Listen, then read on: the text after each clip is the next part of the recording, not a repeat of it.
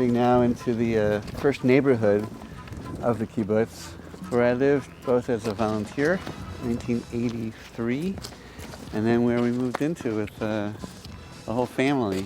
This is really communal democratic living at its best. We all eat together. There's communal pool and laundry. You know everyone only by their first name. I just remember seeing this guy with a kippah and his hair kind of flying and incredibly charismatic and passionate. I was a volunteer with the Young Judea Year course.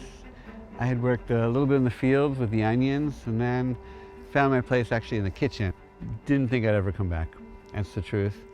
And when Susan said, let's go to Israel for a couple of years. We were just exhausted from just, having to make ends meet in the States. It was just so hard, and we each got grants to write books. And we were just gonna mellow out. We had just adopted Zamir. He had just come home from Ethiopia. It was our 5th kid. We thought, let's just have a mellow life on a kibbutz and just be with the kids and be with each other.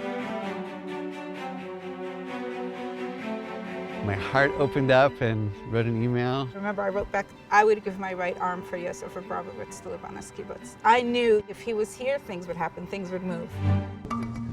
We got here in the late afternoon of August 24th, 2006. We step out of the van, and Yosef said, oh my God, it's hot here. It's so hot. And the sun, even though it was setting right over here, was just burning our skin. I thought to myself, oh, I'm sure the whole place is working on solar power. And they're like, no, there's nothing. It's like, wait a second, I know Israel's like a world leader in innovation in solar technology. And people are like, yeah, but there's nothing going on in Israel. And he said, someone's got to bring solar energy to this place. And I was like, please, not you. Let's just write our books and hang out with the kids. But I knew. He started taking a class on renewable energy. He started talking to people at the kibbutz about partnering and making this company together. Sometimes the best ideas are just accidents, and you have to kind of see it and hold on to it and not let it get away. I thought it was going to be very easy. See the sun, it's always shining. You see the grid line, it's right here. 6 months max. I was just going to go to the government offices and say, we have this idea, we just need a permission to build this. Well, so 6 months became a year became 2 years, and 2 years became 5 years. He just took it one piece at a time, and he just kept going. He just kept going. We don't suffer from a lack of red tapes. I went in completely naive about how hard it was going to be, because maybe we wouldn't have done it. And people told us, don't do it. An American coming to another country, you don't have the networks or the full command of the language or really understand the politics.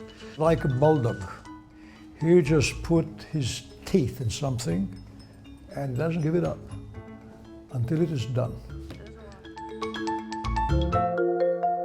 The first pushbacks that we got were just because it was new. There's a government-owned monopoly electric company.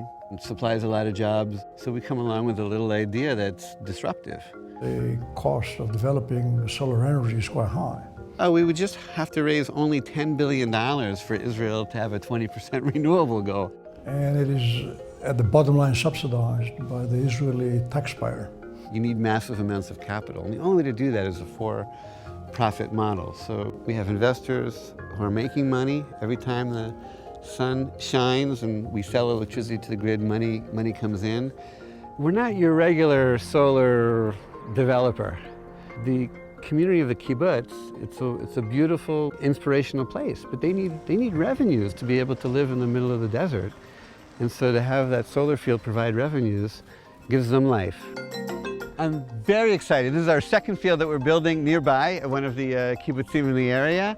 We're right on the Jordanian border. First one in every country is always the hardest. But you gotta be a little crazy to jump in, and we're a little crazy. When we come back, growing up in a hippie commune fuels young Yosef. Show me an injustice, and I go right back into my anti-apartheid activism mode.